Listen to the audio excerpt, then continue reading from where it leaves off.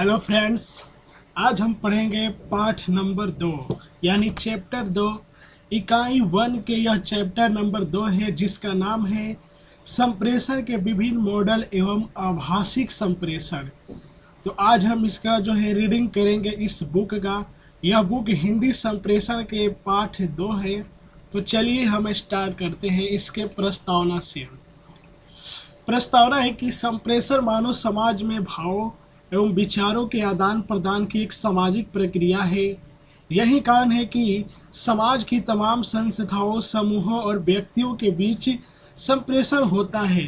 यह केवल संदेश देने, एक दूसरे को परस्पर संदेश प्रेषित करने और संदेश ग्रहण करने वाले व्यक्ति के कार्य व्यवहार तक ही सीमित न होकर एक बहुआयामी प्रक्रिया है।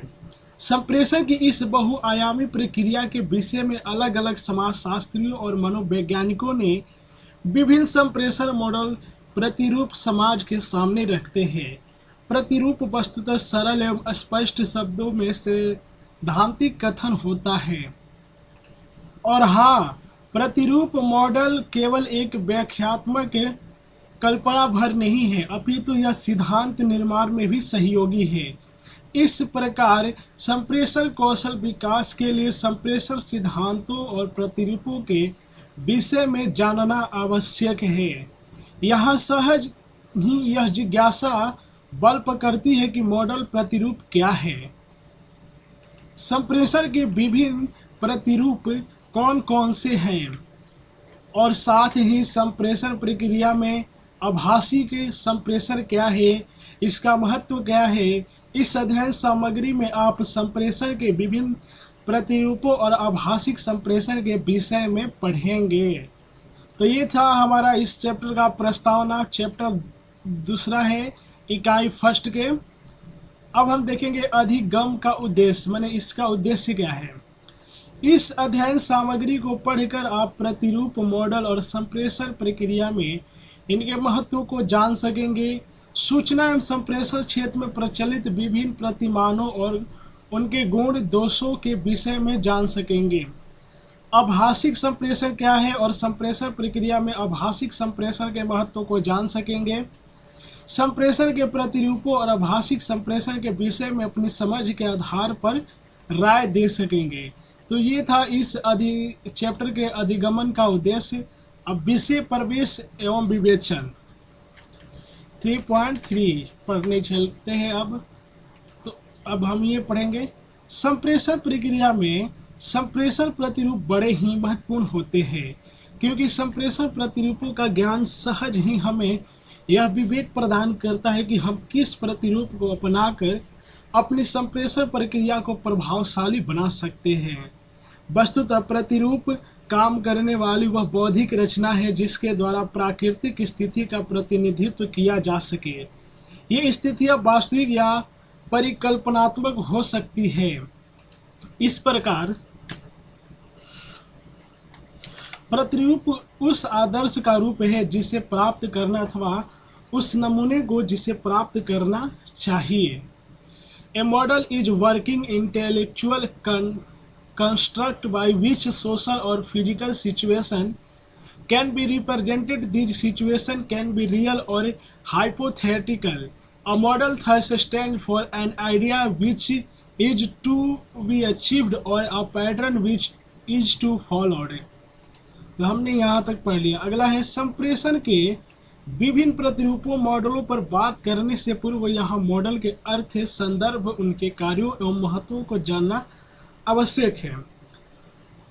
मॉडल शब्द अंग्रेजी भाषा का है जिसका आशय है किसी तथ्य, विचार या सिद्धांत को स्पष्ट करने या समझाने की प्रक्रिया। मॉडल कार्य को क्रियान्वित करने की बौद्धिक प्रक्रिया है। हिंदी में मॉडल के लिए प्रतिमान या प्रतिरूप, प्रारूप शब्द प्रयुक्त किए जा सकते हैं।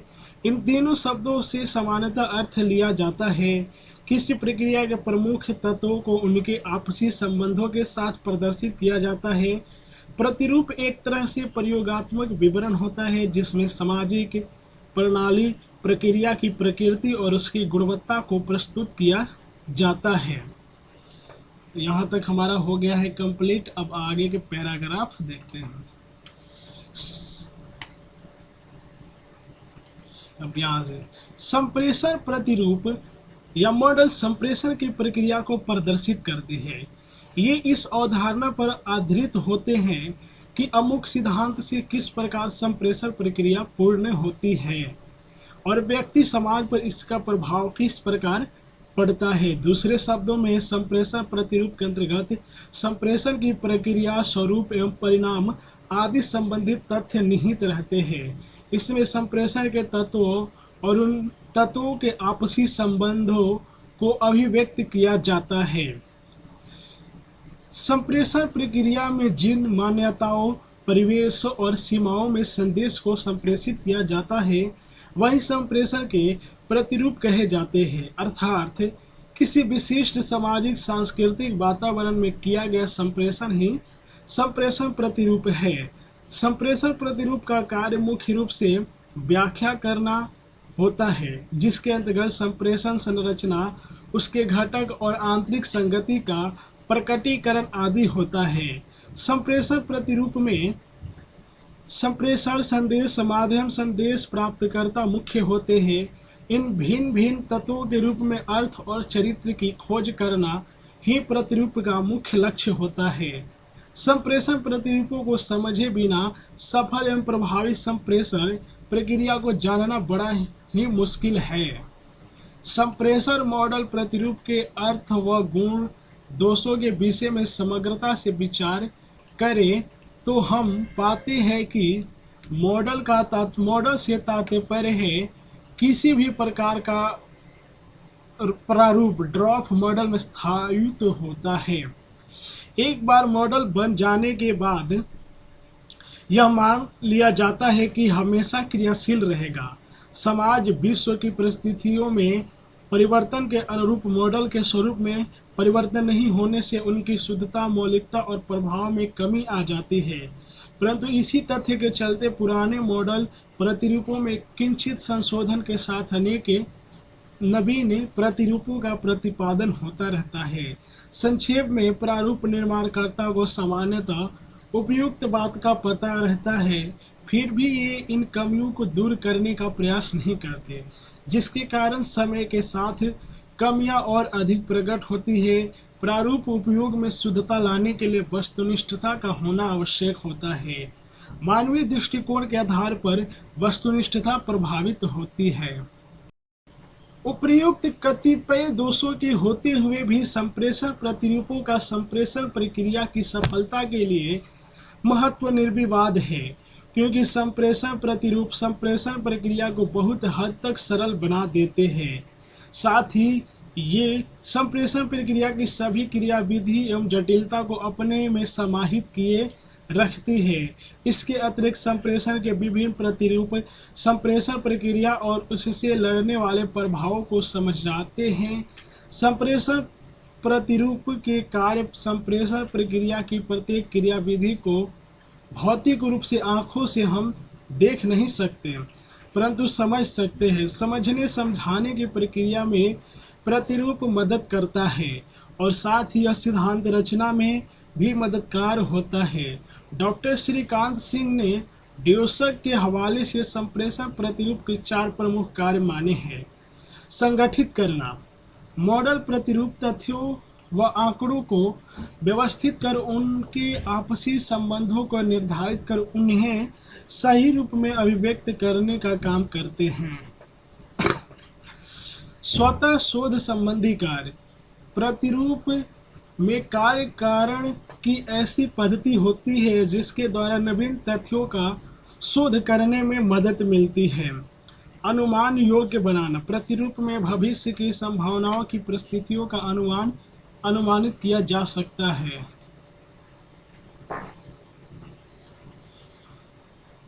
मापन संबंधी कार्य, प्रतिरूप में विषय के स्तर के अनुरूप मापन में भी मदद मिलती है। इसके मुख्यतः 2 आधार है, गुणवत्तापरक संख्यात्मक प्रस्तुतिकरण। अब हम पढ़ेंगे संप्रेषण प्रतिरूपों मॉडलों का महत्व। संप्रेषण प्रतिरूपों के मुख्य रूप से 3 तत्व होते हैं: संप्रेषक, संदेश और संदेश प्राप्त करने वाला। संप्रेषण प्रतिरूपों में इनके विभिन्न रूपों, चरित्रों और अर्थ की खोजबीन, इन प्रतिरूपों का संप्रेषण प्रक्रिया को समझने के लिए इन संप्रेषण प्रतिरूपों का ज्ञान होना अति आवश्यक है, क्योंकि इन प्रतिरूपों को समझ के अभाव में संप्रेषण की प्रक्रिया को समझना बहुत मुश्किल है।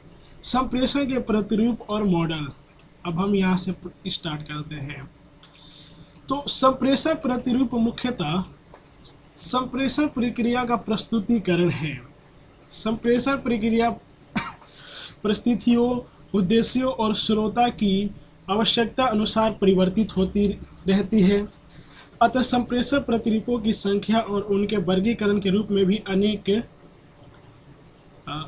है। संप्रेषण प्रतिरूपों पर समाज की सामाजिक सांस्कृतिक परिस्थितियों सहित विभिन्न विद्वानों के कार्य क्षेत्र का प्रभाव स्पष्ट दिखता है।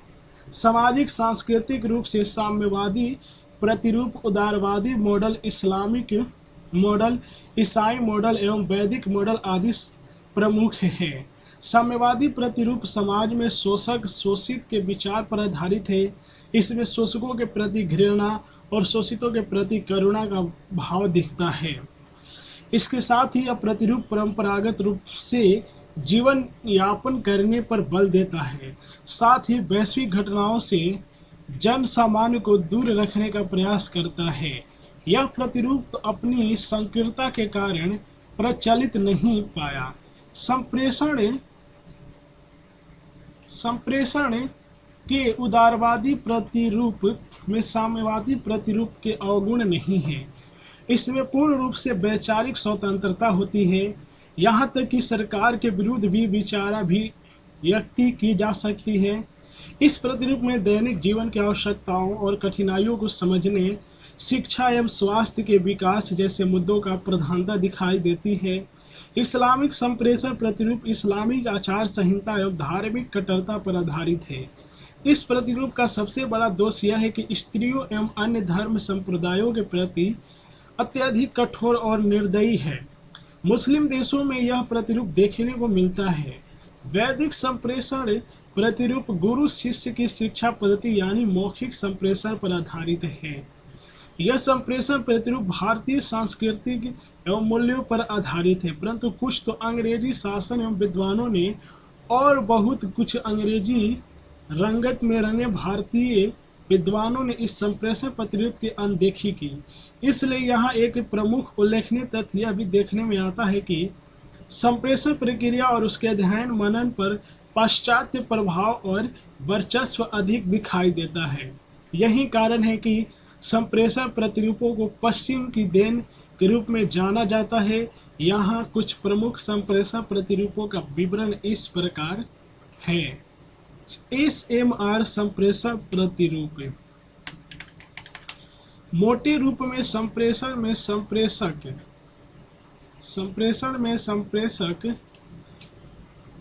संदेश और श्रोता होते हैं। इसलिए सबसे सरल प्रतिरूप SMR है।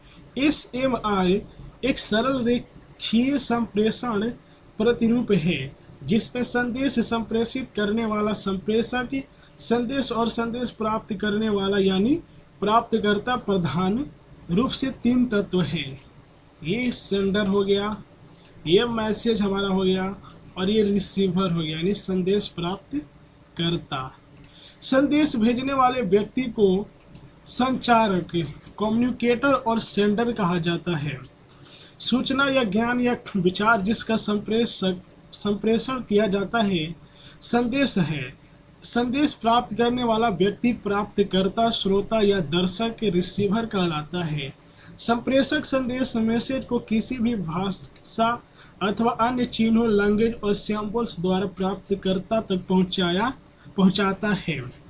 यह प्रतिरूप एक तरह से तमाम संप्रेषण प्रतिरूपों का आधार है, क्योंकि इस प्रतिरूप के आधार पर ही संप्रेषण के अन्य प्रतिरूपों का निर्माण हुआ है।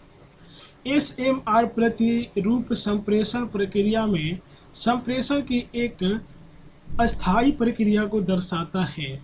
जो कि संप्रेषक के संदेश भेजने से शुरू होकर संदेश प्राप्तकर्ता के संदेश ग्रहण करने पर समाप्त हो जाती है, परंतु संप्रेषण प्रक्रिया में व्यक्ति वर्ग या समाज के स्तर पर संप्रेषण का कभी अंत नहीं होता। दूसरा, अरस्तु का संप्रेषण प्रतिरूप। अब अरस्तु का संप्रेषण प्रतिरूप। संप्रेषण क्षेत्र का विद्वत वर्ग ग्रीक दार्शनिक एवं चिंतक अरस्तु के संप्रेषण प्रतिरूप को संप्रेषण का प्रथम प्रतिरूप मानता है। यह प्रारूप आज से लगभग 2000 वर्ष पूर्व प्रस्तुत किया गया था। उस समय आधुनिक संप्रेषण साधनों का सर्वथा अभाव था। उस समय विचारों के प्रचार प्रसार का प्रमुख साधन संत महात्मा और उनके उपदेश हुआ करते थे। चूंकि ये संत महात्मा सामान्यतः समूह के समक्ष अपने उपदेश रखते थे, अतः अरस्तु का संप्रेषण मॉडल समूह संप्रेषण पर ही आधारित है। यह संप्रेषण प्रतिरूप समूह संप्रेषण पर केंद्रित है। इस प्रतिरूप में व्यक्तिगत संप्रेषण के सूत्र नहीं है। अरस्तु की मान्यता है कि संप्रेषण अलग अलग अवसरों पर अलग अलग श्रोताओं को अपने संप्रेष्य से प्रभावित कर सकता है। इस प्रारूप के 5 तत्व हैं: वक्ता, कम्युनिकेटर, संदेश, मैसेज, संदेश प्राप्तकर्ता, रिसीवर, अवसर, ओकेजन, प्रभाव, इफेक्ट। अरस्तु संप्रेषण में सबसे प्रमुख वक्ता को मानते हैं। अरस्तु के प्रतिरूप में श्रोता जनसामान्य न होकर राज्य का अभिजात्य वर्ग है, जिस पर प्रभाव उत्पन्न करने की दृष्टि से वक्ता की भाषा शैली, शब्द भंडार आदि सशक्त होने चाहिए। इसके लिए वक्ता को श्रोता पर अपेक्षित प्रभाव डालने के लिए अपने भाषण की पूर्ण तैयारी भली भांति कर लेनी चाहिए। रेखीय रूप से अरस्तु का संप्रेषण प्रतिरूप इस प्रकार है: वक्ता, संदेश, अवसर, श्रोता और प्रभाव। यह प्रतिरूप प्राचीन काल में तो प्रभावी रहा होगा, परंतु आज यह अधिक प्रभावशाली नहीं ठहरता। इस प्रतिरूप में संप्रेषण के कई पहलुओं का जिक्र ही नहीं है। जैसे यह प्रतिरूप जनसमूह को केवल निष्क्रिय भीड़ के रूप में दिखता है, साथ ही इसमें अशाब्दिक संप्रेषण का कोई जिक्र नहीं है। हेराल्ड डी लासवेल का संप्रेषण प्रतिरूप। हेराल्ड डी लासवेल अमेरिकी विद्वान थे और ये मीडिया क्षेत्र के अध्येता थे। इन्होंने द्वितीय विश्व युद्ध के पश्चात और शीत युद्ध की शुरुआत के दौरान प्रोपेगेंडा का अध्ययन किया और निष्कर्ष निकाला कि संप्रेषण व्यक्ति के विचार, कार्य, आचार व्यवहार और तौर तरीकों को प्रभावित व परिवर्तित करता है। लासवेल का यह संप्रेषण प्रतिरूप 1948 में प्रस्तुत किया गया था। अरस्तु की भांति इस प्रतिरूप के तत्व है: कौन कहता है संप्रेषक, क्या कहता है संदेश, किस माध्यम से कहता है माध्यम, किसको कहता है संदेश ग्रहीता प्राप्तकर्ता, इसका प्रभाव क्या है यानी प्रभाव। लासवेल के संप्रेषण प्रतिरूप का संप्रेषण प्रक्रिया के क्षेत्र में बड़ा महत्व है, क्योंकि इस प्रतिरूप में प्रत्येक स्तर पर शोध एवं विवेचन विश्लेषण किया जा सकता है। जैसे कौन, क्या, किस माध्यम से कहता है, किससे कहता है, किस प्रभाव से। लासवेल के संप्रेषण प्रारूप का विश्लेषण करें तो हम पाते हैं कि स्रोत कौन यानी संप्रेषक अथवा नियंत्रण का विश्लेषण किया जाता है। इसके बाद क्या कहता है संदेश का विश्लेषण किया जाता है और है कि यह पता चल सके कि संदेश की विषय वस्तु क्या है। किस माध्यम से, माध्यम के अंतर्गत माध्यम के विषय में यह शोध किया जा सकता है कि कितने विस्तृत क्षेत्र तक संदेश का प्रचार प्रसार किया जा सकता है। किससे यानी श्रोता का विश्लेषण कर यह खोज की जा सकती है कि श्रोता की समझ, व्यवहार, आवश्यकता, आकार एवं प्रवृत्ति आदि क्या क्या है। प्रभाव के अंतर्गत यह विश्लेषण किया जा बताता है कि संप्रेषण प्रक्रिया का श्रोताओं पर क्या प्रभाव पड़ा। लॉसवेल अपने इस प्रतिरूप में यह मानकर चलते हैं कि संदेश ग्रहणकर्ता पर संप्रेषण प्रक्रिया प्रभाव निश्चित रूप से पड़ेगा ही। लॉसवेल का यह संप्रेषण प्रतिरूप अपने आप में महत्वपूर्ण है क्योंकि इसमें संप्रेषण की लगभग सभी संभावनाएं समाहित है, परंतु इसकी एक छोटी सी खामी यह है कि इसमें उन्होंने प्रतिपुष्टि फीडबैक का स्पष्ट उल्लेख नहीं किया, परंतु प्रभाव के अंतर्गत इसे समझा जा सकता है। अब चौथा हमारा है ब्रॉडर का संप्रेषण प्रतिरूप। लॉसवेल के संप्रेषण प्रतिरूप में थोड़ा सा परिवर्धन कर ब्रॉडॉक ने सन 1958 में अपना संप्रेषण प्रतिरूप प्रस्तुत किया। ब्रॉडॉक ने लॉसवेल द्वारा प्रतिपादित संप्रेषण प्रतिरूप में निहित तत्वों के अतिरिक्त दो अन्य संप्रेषक तत्वों परिस्थितियों एवं उद्देश्य।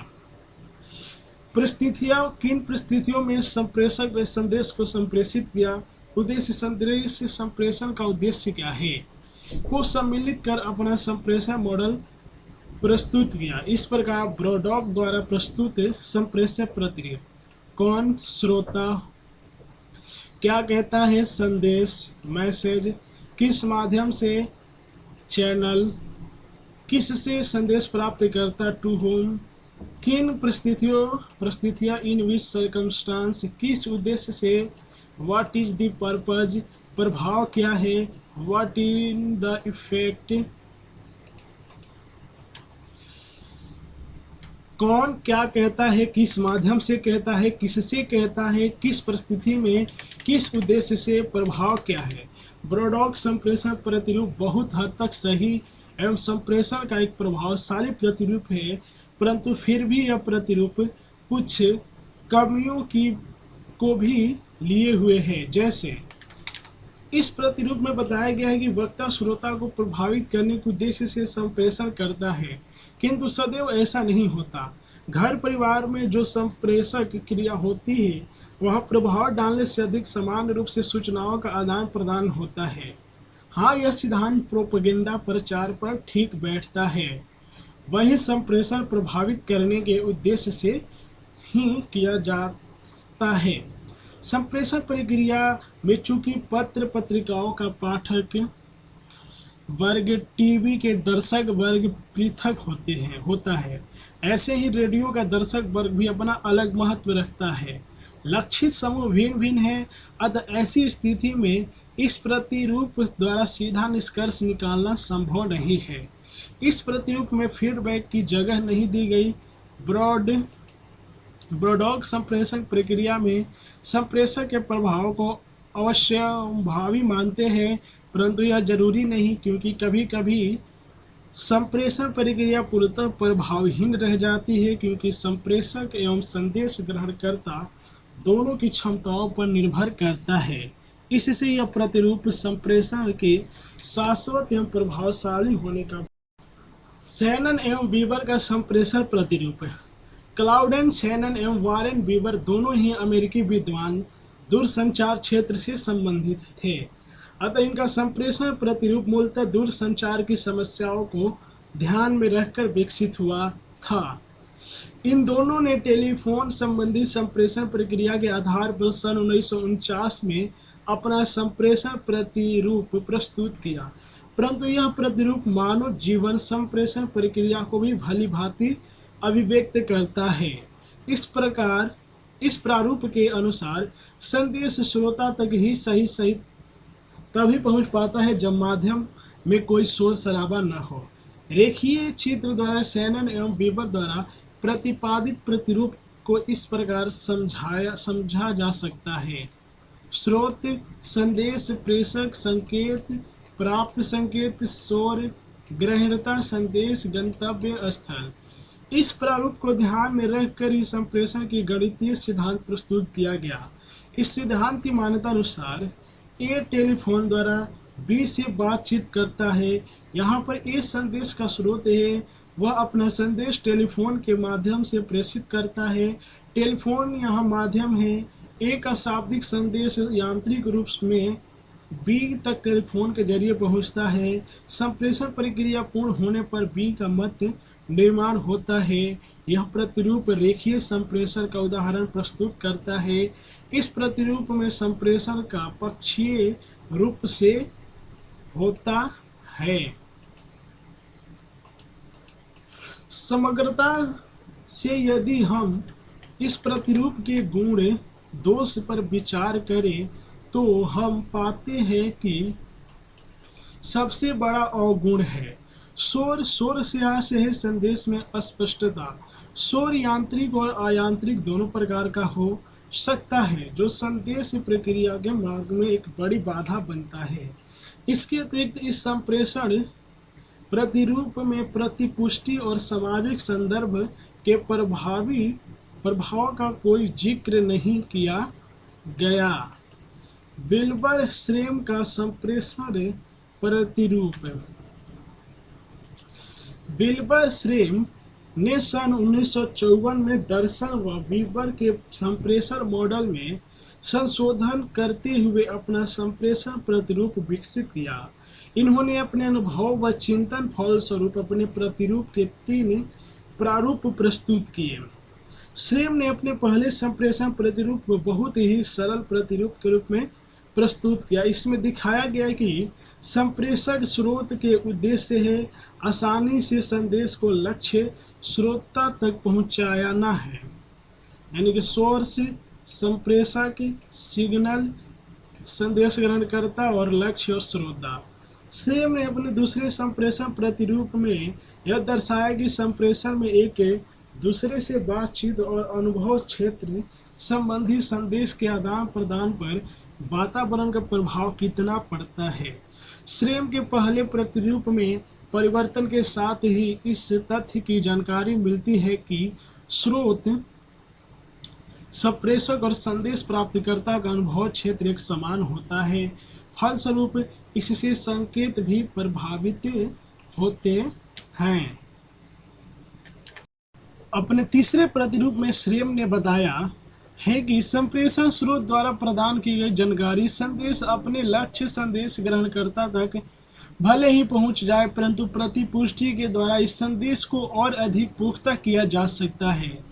श्रेम ने अपने इस प्रतिरूप में प्रतिपुष्टि के महत्व को स्पष्ट करने का प्रयास किया है।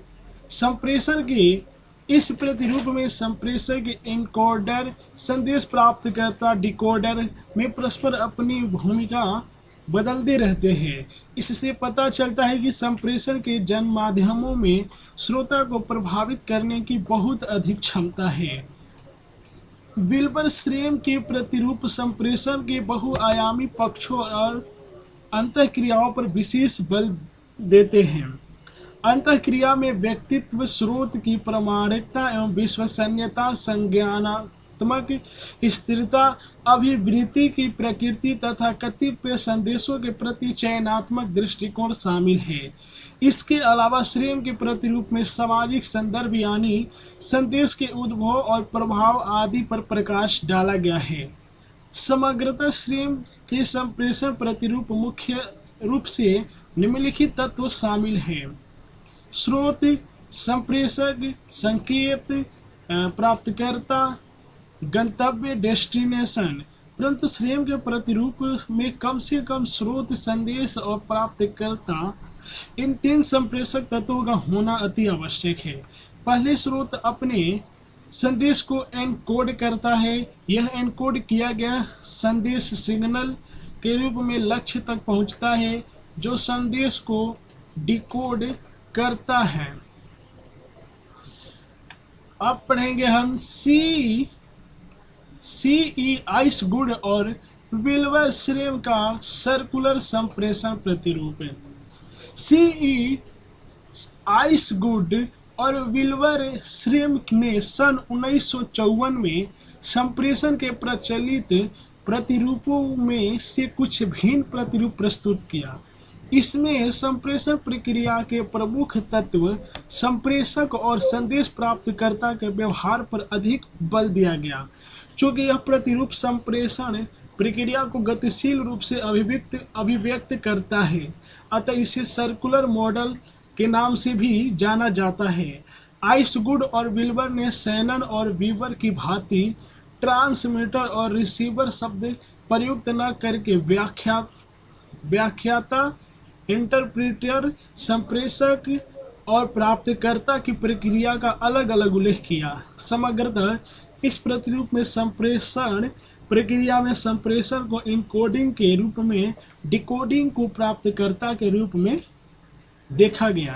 तो ये हमारे सामने है जो फिगर, इसे आप लोग देख लीजिए कि ये अपना इनकोडर हो गया, व्याख्याता कहे या फिर इसको स्रोत कहे, ये संदेश हमारा हो गया, ये भी संदेश हो गया, यानी ये इसके पास भेजता है और ये इसके पास भेजता है। तो ये सर्कुलर में दर्शाए गए हैं। इस सिद्धांत को याद रखेंगे, हो सकता है पूछ दे कि आप बताइए इनके सिद्धांत को, तो ऐसे बताना पड़ेगा।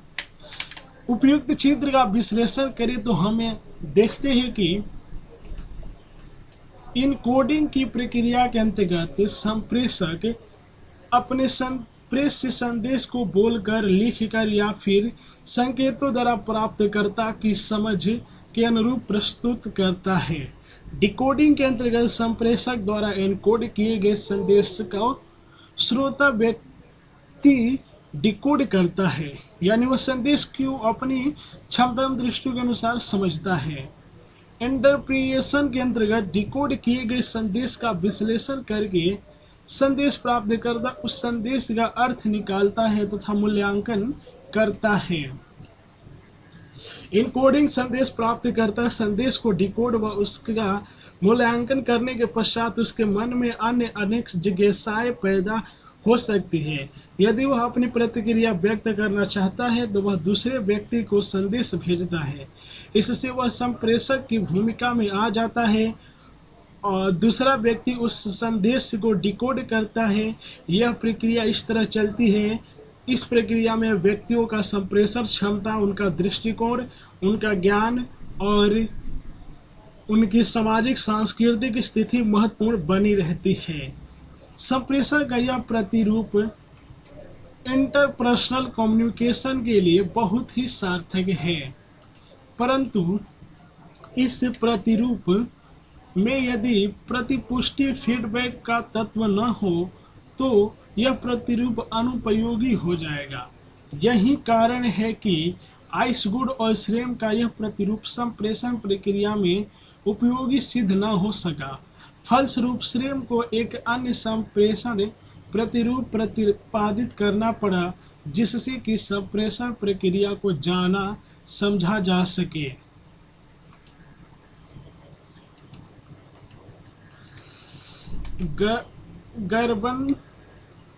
गर्बनर के संप्रेषण प्रतिरूप।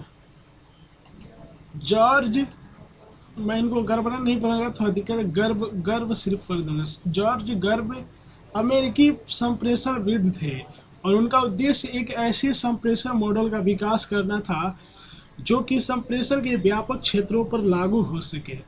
गर्ब प्रतिरूप पर की मुख्य विशेषता यह है कि इसमें संप्रेषण की विभिन्न स्थितियों पर निर्भर करने वाले स्वरूपों का वर्णन है, यानी किसी विशिष्ट दशा में किस तरह का संप्रेषण होगा इसके विभिन्न हिस्सों को पृथक पृथक रूप में जोड़ा जा सकता है।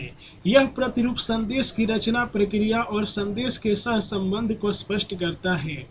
गर्बनर ने अपने संप्रेषण प्रतिरूप को शाब्दिक और रेखीय दोनों रूपों में प्रस्तुत किया है। संक्षेप में गर्ब के संप्रेषण प्रतिरूप का विवरण इस प्रकार है। गर्बर का शाब्दिक प्रतिरूप। गर्बनर का शाब्दिक ये हम पढ़ रहे हैं। शाब्दिक प्रतिरूप बहुत कुछ लास्वेल और अरस्तु द्वारा प्रतिपादित संप्रेषण प्रतिरूप से प्रत्यक्षता या परोक्ष रूप से समानता रखता है।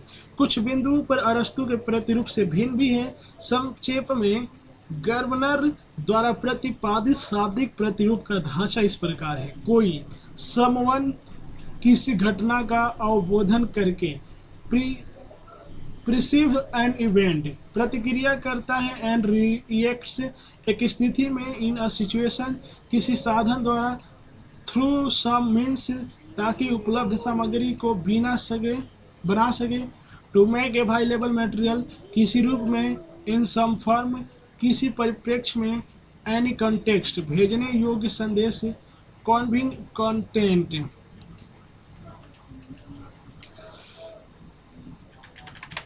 भेजने योग्य संदेश किसी निष्कर्ष के साथ विद सम कॉन्सियंस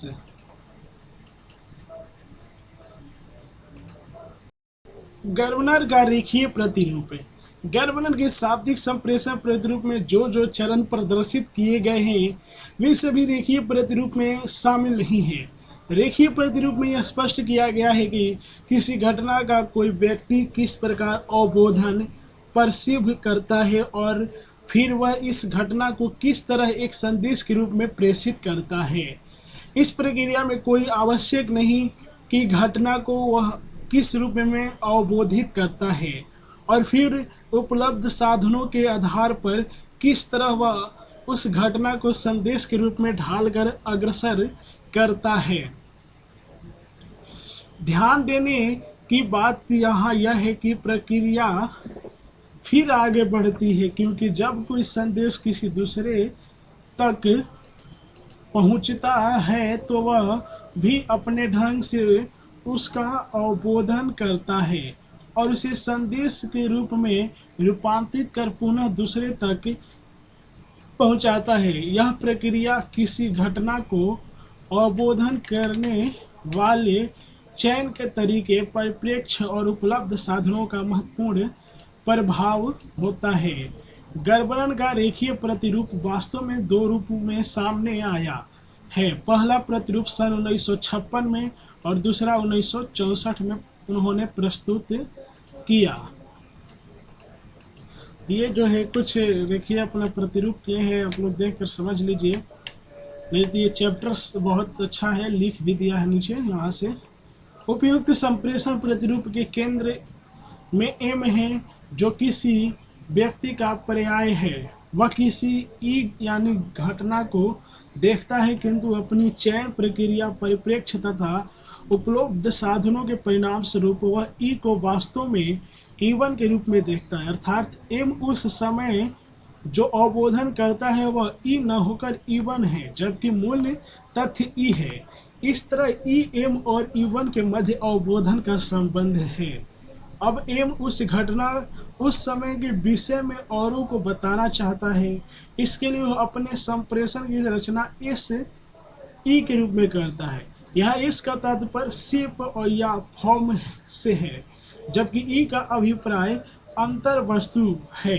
अतः वह संदेश अर्थात इस ई को भेजने के लिए एम तीन चीज़ों पर निर्भर है: साधन, चैनल, माध्यम, मीडिया, तीसरा अंतर वस्तु यानी कंटेंट, और हाँ यह माध्यम पर स्वयं एम का नियंत्रण है। गर्वनर का संशोधित संप्रेषण प्रतिरूप 1964। गर्वनर ने अपने संप्रेषण प्रतिरूप में जल्द ही थोड़ा संशोधन कर 1964 में प्रस्तुत किया। अपने संशोधित प्रतिरूप में गर्वनर ने बताया कि एम ने ई को E1 के रूप में संबोधित कर एस ई के रूप में दूसरों तक भेजा। अब यह दूसरा व्यक्ति M2 उस संदेश को यानी एस ई को SE1 के रूप में भी अवबोधित करता है। यह प्रक्रिया उसी प्रकार चलती है जैसे कि वह M के साथ चली थी, अर्थात M1 अपनी चयन प्रक्रिया परिप्रेक्ष्य और उपलब्ध साधनों के आधार पर SE को अवबोधित SE1 के रूप में करेगा। E अर्थात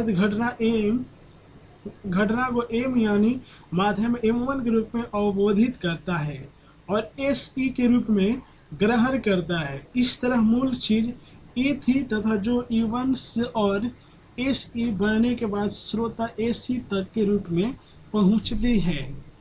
अतः गर्वनर द्वारा प्रस्तुत 1964 का प्रतिरूप अवबोधन रचना अवबोधन की श्रृंखला पर आधारित है। इस प्रारूप के द्वारा गर्वनर इस सवाल उठाते हैं कि संप्रेषण माध्यमों के द्वारा किसी घटना के विषय में जो जानकारी प्रदान की जाती है और उसे ग्रहीता जिस रूप में ग्रहण करता है, ये दोनों चीज़ वास्तविकता में कितना मेल खाती हैं। तो आज के लिए बस यहीं तक रखते हैं अपने इस लेक्चर को। अगला लेक्चर नेक्स्ट पार्ट यानी पार्ट ये सेकंड है हमारा, इसका सेकंड पार्ट लेकर आऊँगा जिसमें पार्ट सेकंड को द एंड कर दूंगा।